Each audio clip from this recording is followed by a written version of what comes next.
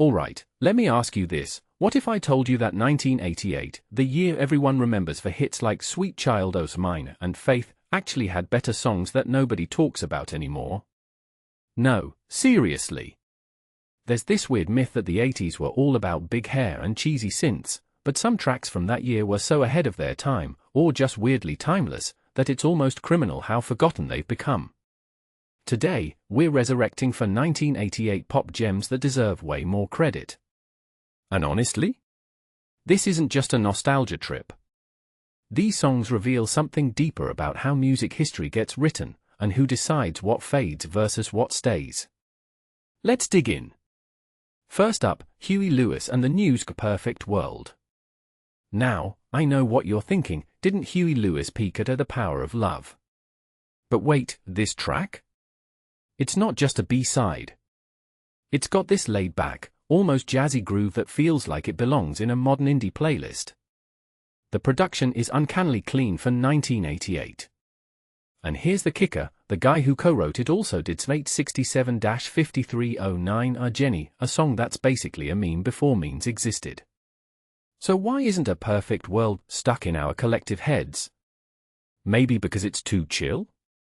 Like, in an era obsessed with maximalism, this song's restraint might have made it feel UNATS. But that's exactly why it still slaps today. Minimalism aged better than we thought. Then there's Duran Duran's I Don't Want Your Love. Wait, Duran Duran had a top 5 hit they didn't perform live for 30 years. That tells you everything. This song's funky bassline? It's basically a disco ball in audio form.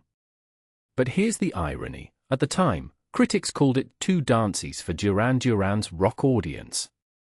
Meanwhile, today's indie bands would kill to sound this unapologetically fun. And the music video? All neon and absurd theatrics, textbook late-80s, but somehow still fresh. So why did it vanish? I think it's because Duran Duran became a legacy act so fast that their experimental phase got buried. We remember the suits and the looks, not the actual risk-taking. Now, the promised by When in Rome. Oh, this one stings. It's got this haunting synth riff that's equal parts euphoria and melancholy. If you've seen Napoleon Dynamite, you know how well it lands, decades after its release. But here's the tragedy, this band never replicated the success. Why? Because they were one-album wonders in an era where one-hit wonders were disposable. But listen to the lyrics, I've been searching for a guide, that's not just romantic longing. It's Gen X existentialism wrapped in a dance beat. And that's why it worked in a 2004 cult film. The song was always about longing for something timeless, not just a moment. Finally, Waiting for a Star to Fall by Boy Meets Girl. Let's unpack the drama. Whitney Houston rejected this song. Whitney Houston, the GOAT. And Belinda Carlisle said no too. So Boy Meets Girl recorded it themselves, and created a duet so perfect it's almost tragic. It's got that 80s power pop sheen, but the melody? So delicate, like a pop song pretending to be a lullaby. And here's the twist, it charted in 25 countries, yet nobody knows the band's name today. Why? Because they wrote their own hit. In the 80s, songwriters often stayed behind the scenes unless they looked like rock stars. Boy Meets Girl didn't fit the visual, so their masterpiece became a footnote. So what's the bigger pattern here?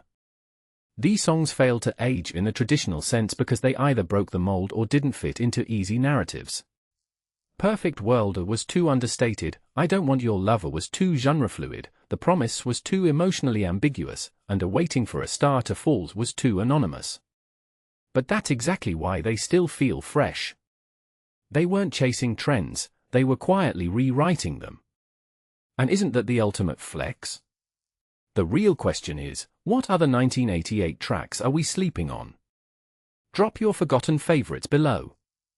Maybe next time we'll dig into the real reason labels killed these artists' careers. Or maybe I'll just make a playlist and call it a day.